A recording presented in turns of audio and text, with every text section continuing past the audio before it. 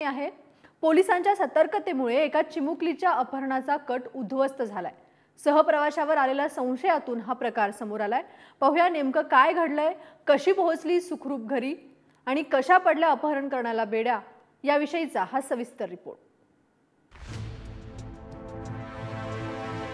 एखाद्या सर्वसामान्य नागरिकासारखा हा चेहरा आहे दयानंद कुमार शर्माचा। याच्या तावडीतून या चिमुकलीची सुटका करत पोलिसांनी बेड्या ठोकल्यात। सहाय्यक निरीक्षक बलभीम ननावरेंच्या बेरक्या नजरेमुळे, हुशारीमुळे अपहरणाचा हा कट उधळलाय। सिंहगड एक्सप्रेसनं पुण्याला जात होतो आणि जनरल डब्यामध्ये होतो, रिझर्वेशन नव्हतं। आणि कल्याणच्या नंतर मला एक मुलगी आणि एक व्यक्ती माझ्या सीटच्या जवळ उभा होते। गर्दी भरपूर होती, पण त्यामध्ये ते दोघं दिसले आणि तो व्यक्ती त्या मुलीला न मागताच बरंच काही देत होता की बाबा त्या लोकांकडून।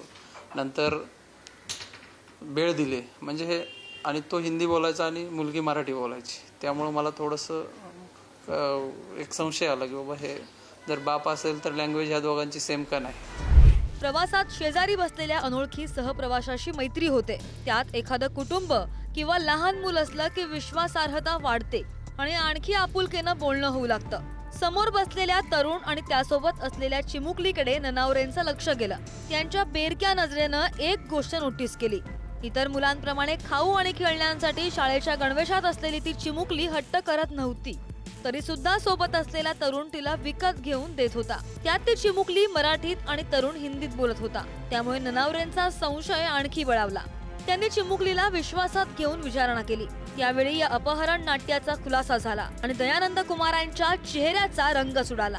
त्यानं मुलीला घेऊन तिथून सटकण्याचा प्रयत्न केला, पण ननावरेंनी मुलीला स्वतःच्या ताब्यात घेऊन त्याला रोखलं। मामाचा नंबर सांगितला, जसा नंबर सांगितला तिनं तसा तो माणूस तिला घेऊन जायला निघाला।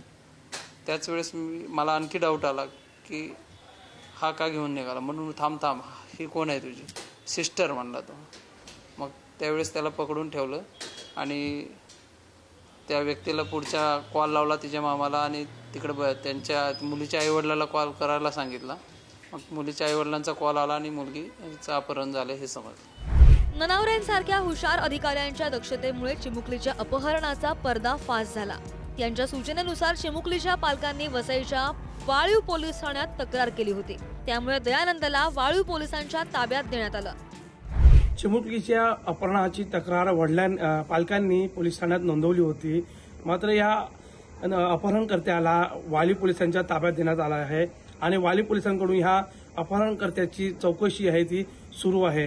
मात्र आज ह्या अपहरणकर्त्याला न्यायालयामध्ये हजर केलं असताना न्यायालयानं पुढील 27 तारखेपर्यंत न्यायालयीन कोठडीत सुनावलेली आहे। पुढील तपास वाली पोलीस करत आहेत।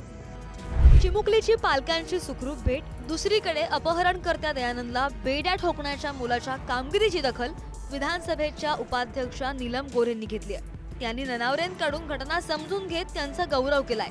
ननावरेंकडून प्रेरणा प्रत्येक नागरिकाने घ्यायला हवी। मोबाईलमध्ये गुंतून न राहता प्रवासादरम्यान आजूबाजूला लक्ष दिलं तर अनेक अप्रिय घटना टळू शकतात। मुंबईहून रिद्धेश हातीम, वसईहून विपुल पाटीलसह रशीद इनामदार, पुढारी न्यूज।